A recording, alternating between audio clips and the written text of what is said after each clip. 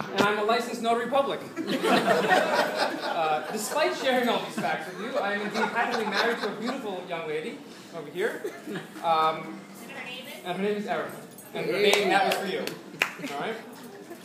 Greg and I have grown up together, literally. For what it's worth, while we go back to the late 80s, I've known Lauren since middle school, and have considered her a close friend for as long as I can remember.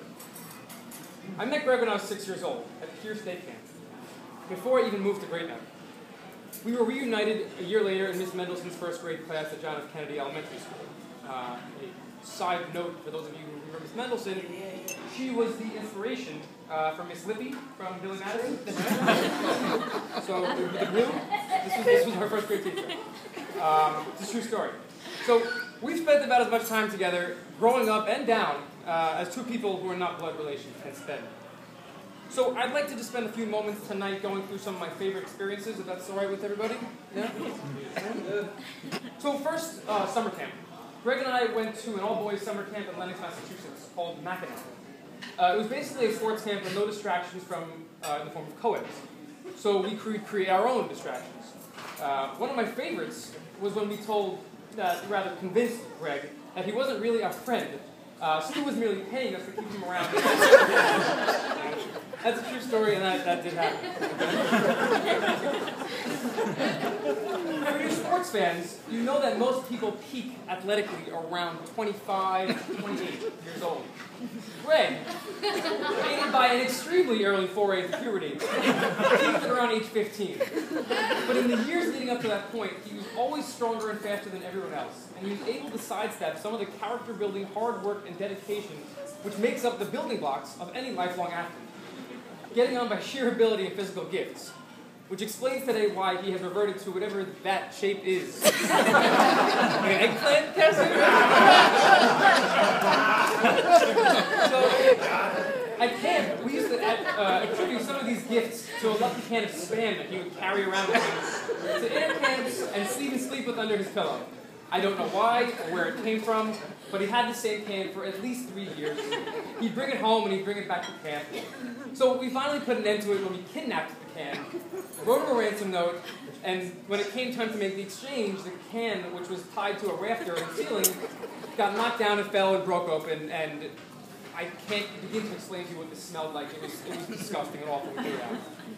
That can and his Sports Illustrated magazines, the one with Michael Johnson on the cover and the other with Emmett Smith on the cover, both in varying degrees of undress, were his prized possessions.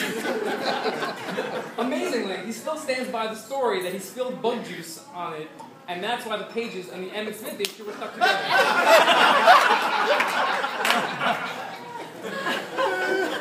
I'd like to skip right past middle school and all those travel soccer teams that Greg earned a spot on. Already connected to being a coach had nothing to do with that. And move on to the good old days, high school. This is where, in my humble opinion, Greg began to really solidify who he is and what he's made of, while still allowing for a generous amount of space to make mistakes and ostensibly learn from them. Well, ladies and gentlemen, let's chalk it up to the fact that Greg prefers to take the road less traveled in order to really get the most out of his experiences, but he just couldn't get out of his own way. The movie Boogie Nights, starring Mark Wahlberg, co-starring, amongst others, Burt Reynolds and Philip Seymour Hoffman, who I think I saw earlier tonight in the film. Came out in 1997, during the fall semester of our sophomore year in high school. It is the story of a young man's adventures in the Californian pornography industry in the 70s and 80s. Well, we watched this movie quite a few times. Partly because there were some of those scenes where you watch with your friends and only they appreciate the humor, and partly because there was a lot of nudity. Now stay with me. There was a lot going on at the time. Greg had taken up the self-imposed nickname Hammer. This was a thinly veiled reference to his days as a standout running back for the Great Neck North High School Blazer football team. Terry was even kind enough to go out and make him a polyurethane hammer inscribed with Gregg Hammer Hayim. He would only respond to you if you called him Hammer. Okay? So that's what we're dealing with. Then, he gets this dungaree jacket vest and writes things on it like hardcore and whatever phrase he was trying to make happen at the time with black and red markers, puts a set of handcuffs on the shoulder strap and declares it was supposed to be his rocker look. Right? What do you wear if he was Nikki Sixx, right, from Motley Crue? He still has that jacket. I guess he does. So there's Hammer with his jacket and vest. We used to go to his house all the time because the Hayims would be very generous and always allow us to congregate there. We could eat their food, play pool, swim, shoot each other with firecrackers, things like this. Boogie Nights comes out. In one scene, Dirk Diggler, Wahlberg's character, decides he is such a big star he's going to begin to branch out into other interests, like music and karate, and tries to blend the two into the singing, karate, dance moves type career.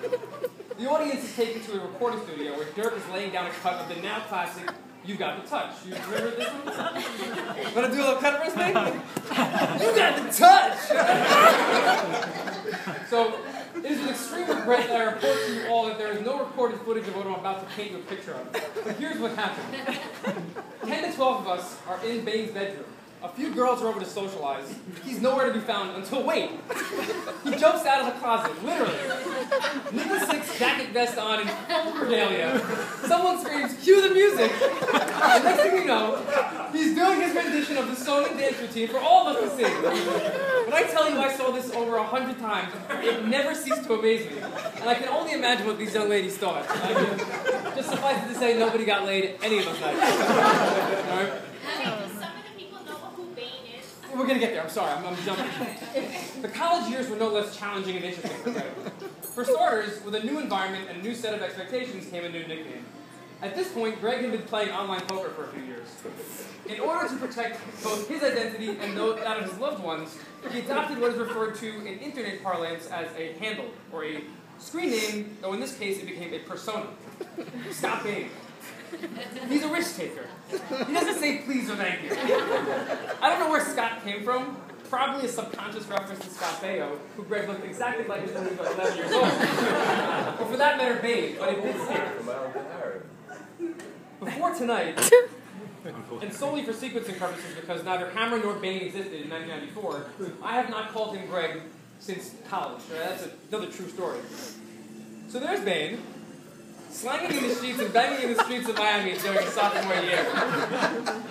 His freshman year, he lived in Coconut Grove, but he brought his talents to South Beach for the follow-up act. One night, he's out in the town having a few cocktails, toasting to the good life, that sort of thing.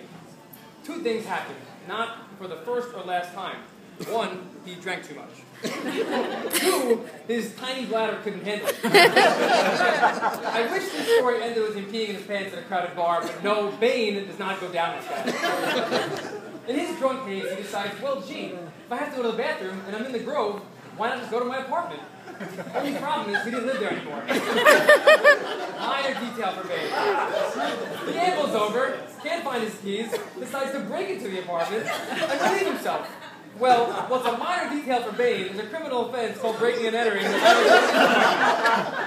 we give him a slap on the wrist, off he goes, ego battered but not broken. I can literally go on all night. Bane's first trip to Europe was with me, a big mistake on both of our parts, numerous faux pas on various bachelor parties, some of Bane's middle school girlfriends, the on and mostly off attempts at getting into shape. I'm literally the stupidest things available for sale in the world. Just a small sampling. I'm really the opening act tonight, so you are all in for a treat. On a more sentimental note, I remember when I first found out that Gregg and Lauren were seeing each other, not including high school. I was alerted by a text message in the form of a suggested picture and some colorful language.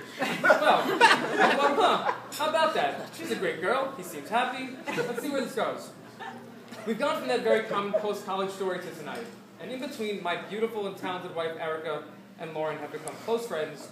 We all lived in the same building for the past 2 years, spending every football Sunday together, as well as many other special and run-of-the-mill occasions, and Greg and I have had the chance to add a few more adult conversations to our dealings without losing touch of that 6-year-old.